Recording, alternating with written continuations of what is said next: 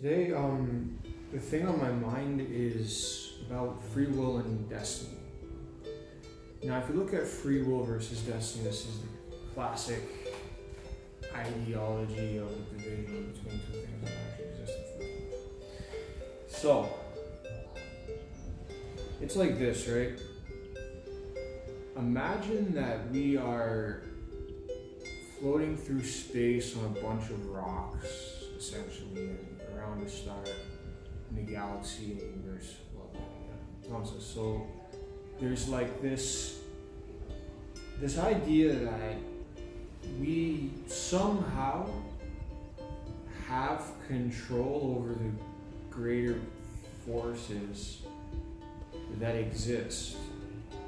And this idea that the so-called free will is essentially the be-all, end-all of where we're at in existence. Whereas at the same time, there's still this other understanding that we aren't really capable of doing anything outside of this pre-written destiny. And the longer you study astrology and the diachronic patterns that have existed throughout all of human history, it becomes very clear that there is no such thing as chance and luck in the Chinese astrological sense. Is more about timing than randomly occurring goodness for a specific individual. There's different types of luck.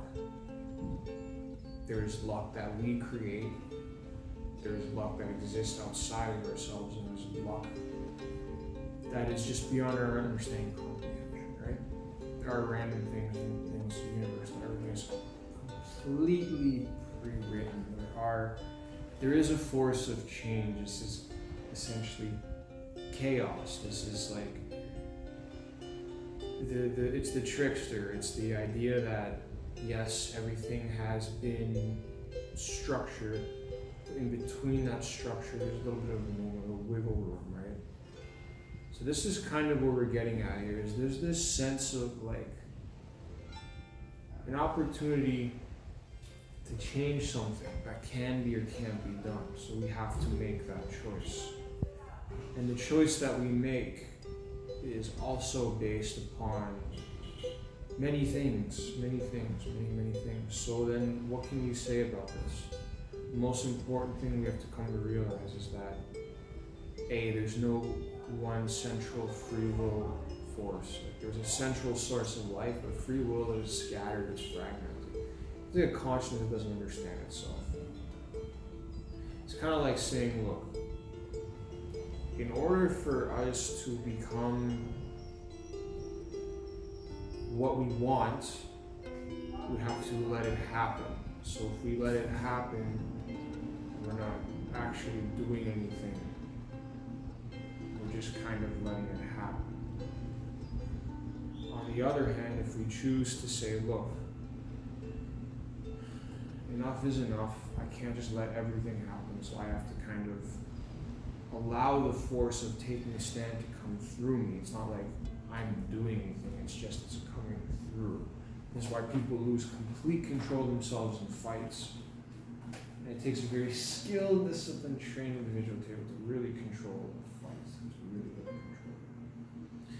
So the fight we're in right now globally is, as you know, the coming changes from the top down, which are going to further fragment and destroy the old ways and bring about new ways. And this has both a beneficial and unbeneficial sense to it. So essentially what's going on right now is that we are just playing out this history that we're going through right now. This is the story, and the only thing left to do is basically say, look, to change the story is just fine. But how can we change a story that's already written that we're a part of? It's kind of like a word in a book trying to change itself. No, the writer has to make that decision. So are we the writer, or are we just words? if a fighter can choose to learn how to control the fight to create his own outcome as he wishes, therefore it's safe to say we can learn, all of us, to control the written script that is happening, or to rewrite this. And this is in a sense the purpose of many types of magic, many types of ceremonial chaos magic, it wishes to introduce into this world the choosing of the individual creating the change. So free will is something that it doesn't really come, it just kind of is self-creating, and it's completely unpredictable. This is the other thing that we have, for example, fate or fatalistic events and outcomes, and we have the other thing, the thing that no one could predict. So this thing that no one can predict is essentially, again, the forces of chaos. It is the trickster energy. Some would say that there's a kind of overarching chaos manager, in a sense, which in a sense is also the extension of the divine will. Now this chaos manager is best described through the Yoruba people as Eshu or Elegba, or many different names. So it's kind of like saying, it's almost like a spiritual, I don't want to use the word mafia, but I haven't yet conjured up a better word to describe it. Because the mafia denotes like they do damage to you in order to get your protection, where in this sense it's more like that which is deserving is distributed equally among everyone. And for those who understand what karma is really about, they understand that they just can't repeat the same actions and behaviors that they've been doing their whole lives and have been repeating, right? So if a person gets individually sick and tired of repeating the same patterns that fate has brought it, and destiny says, look, here's something, take it. And you're like, nah, not really, I don't really want that anymore. And this is what karma is about. It's like, do we make these decisions? Do we say, look, I'm going to actively say no or actively say yes? When society, the rest of the world, maybe family, friend, and close ones, loved ones, relatives tell me I should do this but I don't want to, or I shouldn't do this but I want to, right? So how do you get these together? Point is this: we as individuals are fixed and unfixed. So tapping into the unfixed part of yourself, which is essentially, it's outside of astrology, it's outside of any religious system, it's actually quite feminine in nature, whereas the structures, everything is all masculine. So the feminine nature thing is more of like the witch stuff, more of the shamanism stuff, more of the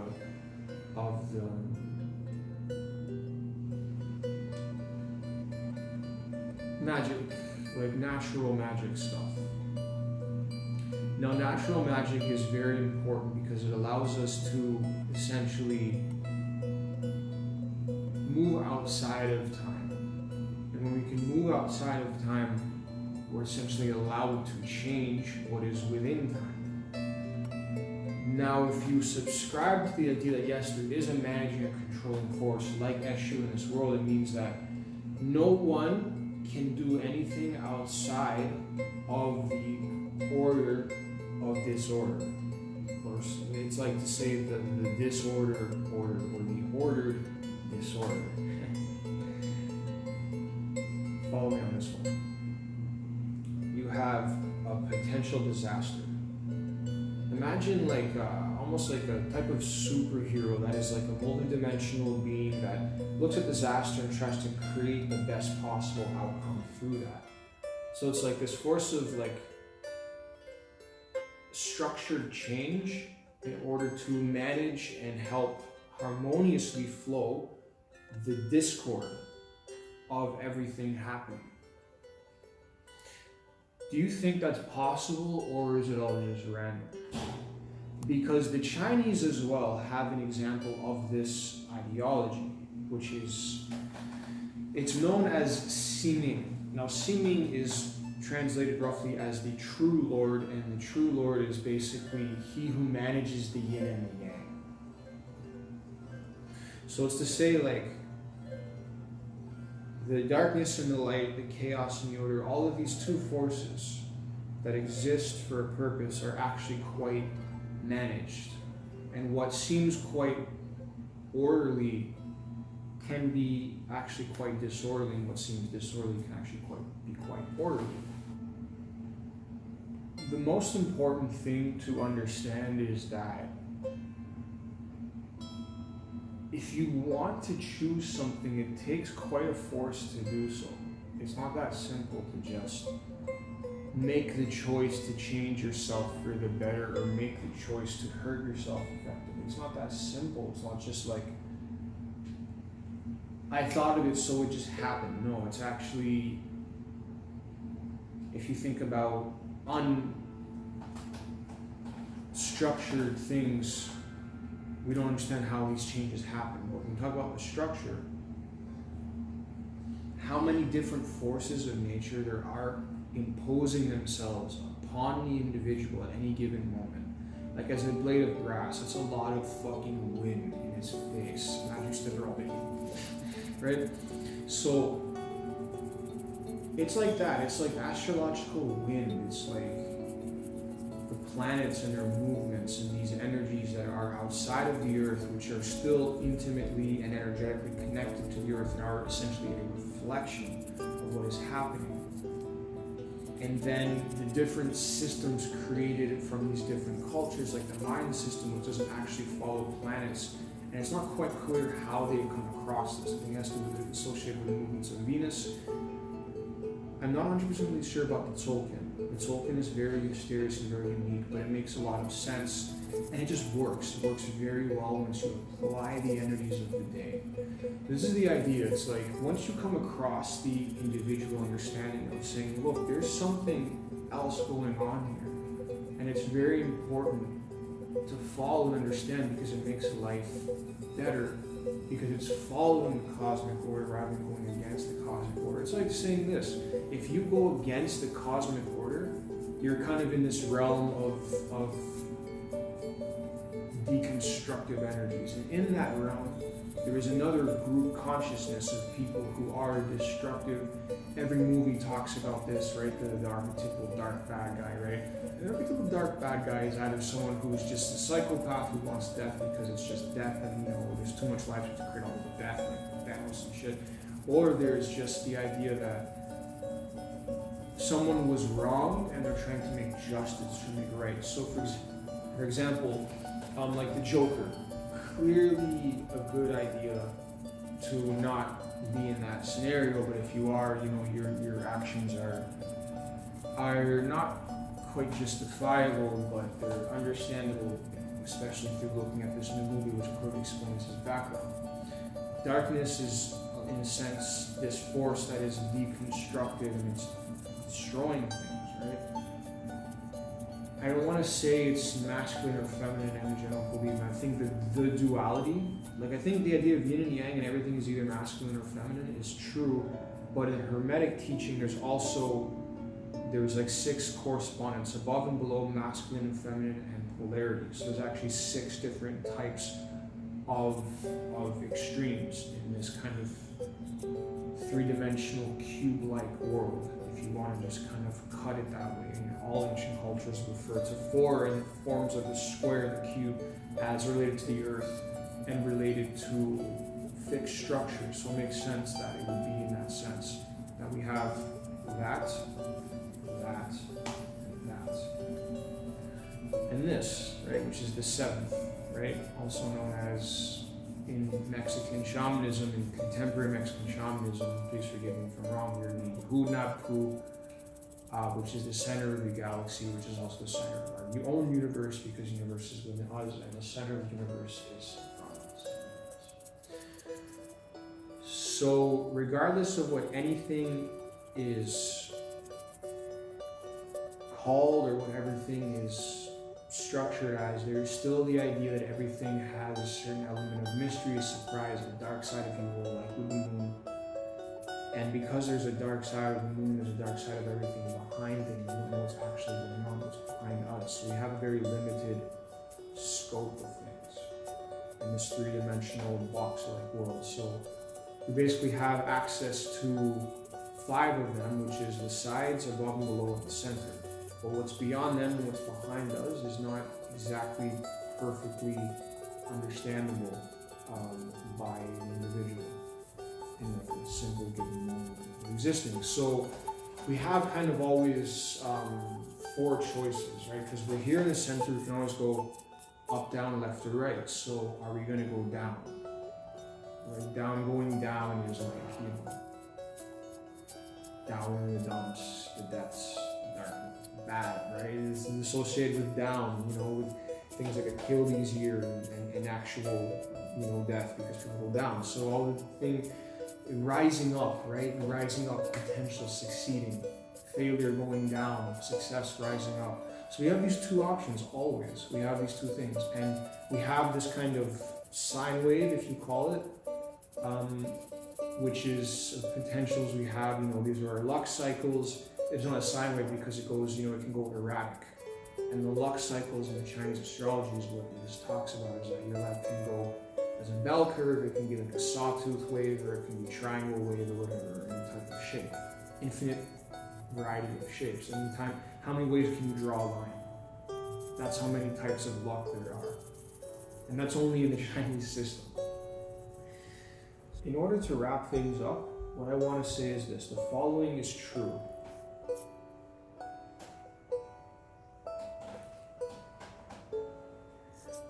You understand what I'm trying to say here?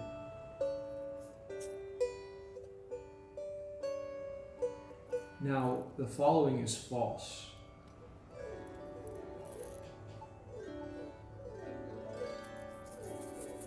This is just one thing.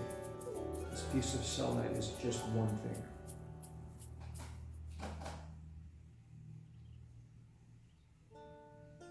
So you see, right? It's confusing because, on the other hand, the only truth is what we can say as the unspeakable, right?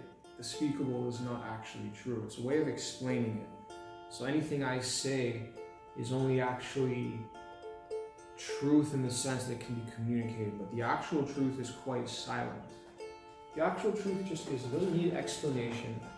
It doesn't need anything. It just is what it is. It's there, and that's great, right? And then, what is this truth? Well, it's the order of things as they are changing, and regardless of why and where and when, all the details that the mind wants to conjure up. Because the mind itself is like a magic factory. Truth is just like I am, right? So, being your own truth requires no effort.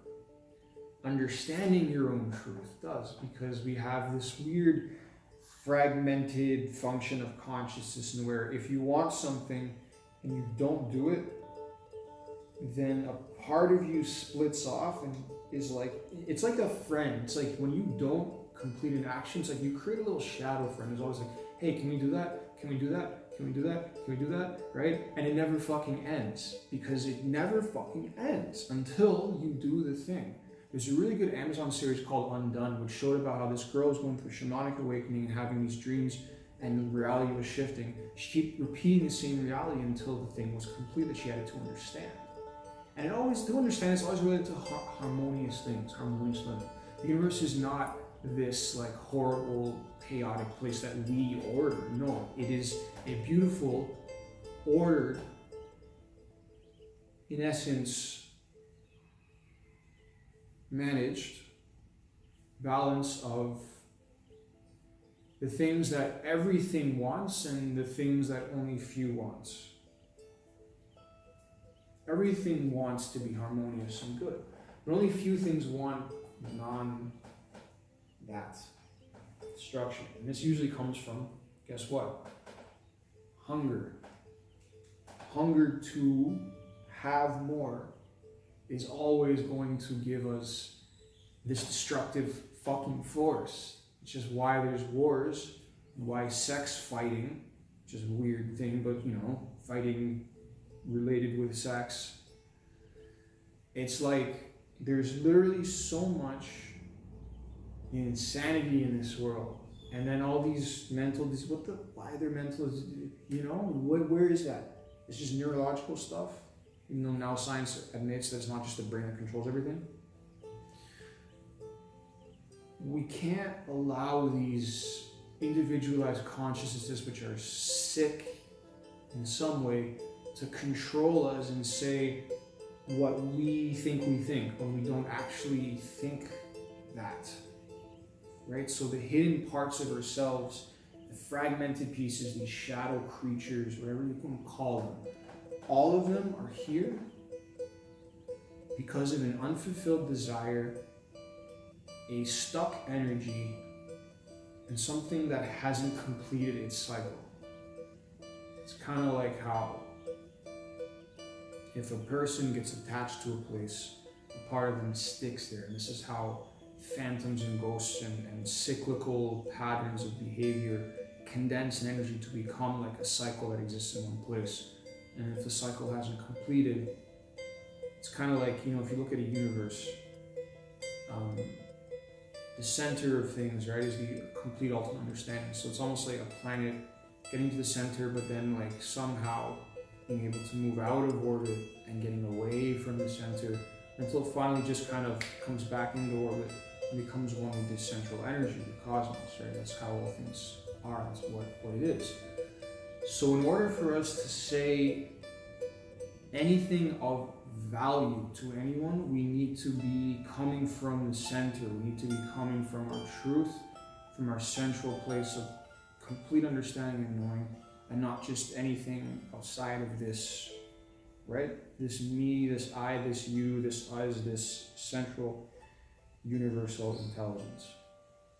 This is the only thing that is going to save this dying planet and save this dying culture, is coming from the center on all things.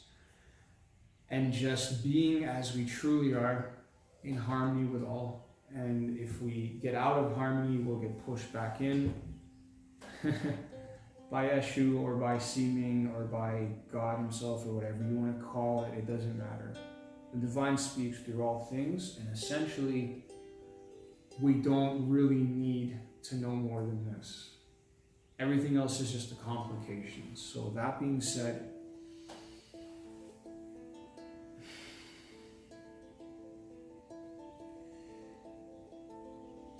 it's good to have some complication, because if all was one, I think the reason why there is existence is because the creator was bored and just had to create more things. And the infinite creation of more new things is the inevitable outcome of society, of the world at large, of this galaxy, and this universe. And all intelligent beings have created races in this lifetime and all the dimensions and tangents of time, right? And essentially, what we're talking about here is, if there is a question, it must be answered. If there is a desire, it must be fulfilled. There has to be connection. This connection is what creates divorce. Rule number one of living in this existence: everything associated with divorce is automatically unhealthy and necessary, but unwanted, right? So we look at the wanted part instead of the unwanted part and say, I'm going to go towards healing and not being abusive to my other, and not being a slave to my other, and not being any inharmonious, unhealthy, toxic types of relationship dynamics with the other, right? This is why I'm trying to speak to you as carefully and methodically as I can, so therefore you're not getting lost or confused. In order for us to create the lives we want, we have to stop trying to create the lives we don't want. And by creating the lives we don't want is saying, fuck you to the thing I want, and I like you to the thing I don't want. For example, if you don't want anything, what is something you don't want? Think. And then the first thing you do is do that thing that you don't want. So there's your distracted and separated reality. In the sense of feng shui, wow, there's some programming here. Feng shui.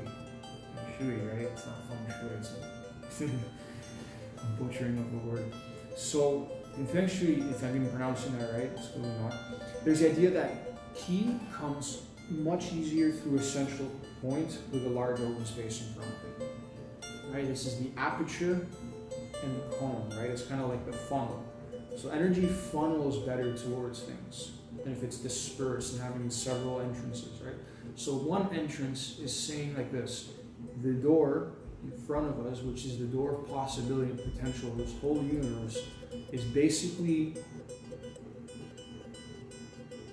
it is the choices that we make in any individual moment. And these choices, again, are guided by fate and also not. So see, this is the idea of holding two opposites together as a potential. It's like, well, we can do whatever we want. At the same time, there's this thing. So if this thing trumps what we want, then what we want doesn't matter. We just gotta follow the thing. And the thing is basically the flower itself blossoming within us, right? The flower, like the lotus, like the flower that Vishnu sits upon, right? Is the blossoming of nature, and then nature de-blossoms and dies. So coming out into this world is like saying, I'm going up, I'm going out, I'm not going back, I'm not going down, right? Turning back on people, looking back, right? Kind of paranoid, no? What happened? Who cares what happened? What's going on now? What's your police, right? It's different. They need to look back. It's not bad to look back or look down because farmers, right? So everyone needs to do that, but again, we have negative connotations with these things. So what are we hiding? What's down there? Well, all of our misery and suffering in the form of garbage. Big secret of humanity, we're just garbage monsters and creating a big dirty fucking garbage monster in the rest of this world, and everything below the ocean is horrible. You only forget it. See? How hard is it to think about that? You want to actually do like a shamanic journey into the realm of the fucking under the Marianas Trench and where the garbage creature lives, the all-consuming plastic dirty garbage monster. Let's not even go there.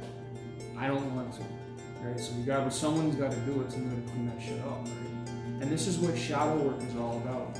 Shadow work is this very process of understanding what is beneath us and below and behind, all of the hidden stuff. What's beneath us is one thing. We can understand what's behind us. You got to look back.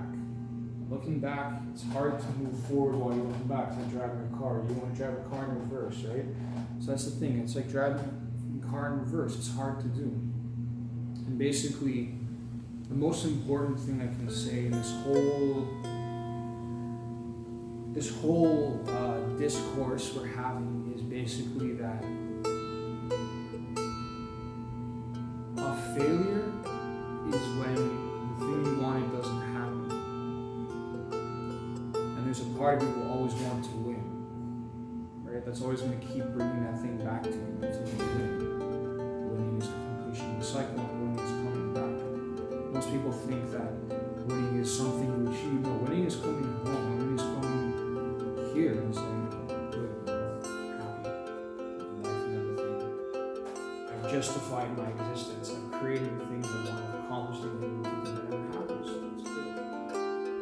And that's all that matters right now is the ideology that everything outside of this moment is irrelevant, and at the same time, it's also good to understand, to see how things work, but at the end of the day, one needs to close your eyes, go back, and just say, Amen, Aho, Ashe, I am, whatever you can say that is like this central word of like